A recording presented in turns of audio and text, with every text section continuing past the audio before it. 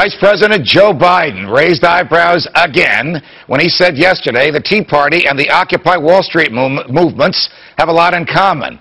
Oh, who better to talk about all this than Ralph Nader, the great consumer advocate and friend of Freedom Watch. Ralph, it's a pleasure. Welcome back to the show. Thank you. Do you see similarities, Ralph, between the Tea Party movement and the Occupy Wall Street movement, which started in Lower Manhattan and has now spread to other cities around the country?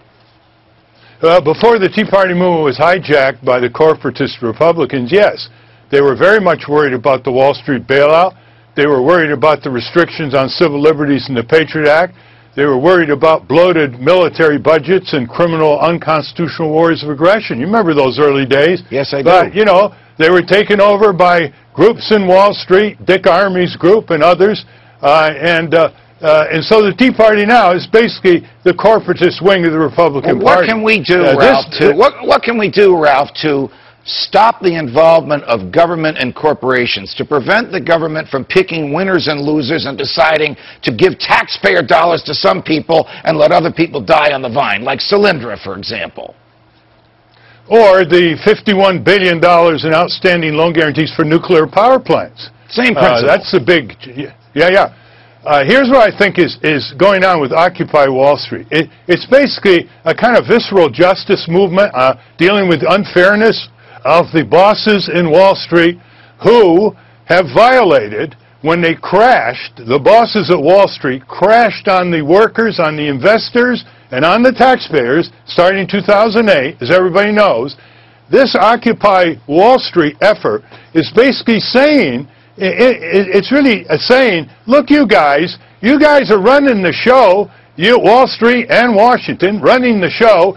You're violating basic principles of fairness between human beings that are religious principles, the Golden Rule, ethical principles, legal principles, and constitutional principles. All right, Ralph, I want to switch. And that's basically what this is all about. I want to switch gross gears. Unfairness. I want to switch gears away from what's going on in Wall Street to what's going on a couple of blocks from where you are.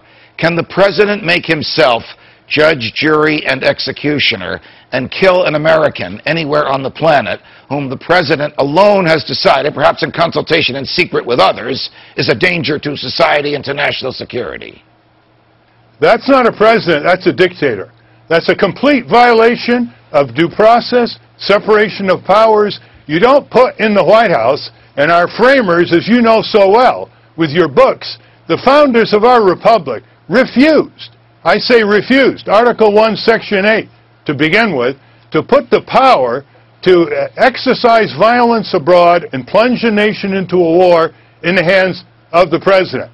He has done that now. He has outdone Bush in his unconstitutional behavior, not just with what you described, but he also attacked Libya without any war resolution, never mind declaration of war from Congress, without any authorization or appropriation of money. That's the way a dictator. He took $1 billion himself and put it on the war in Libya. The Congress, like a potted plant, did nothing.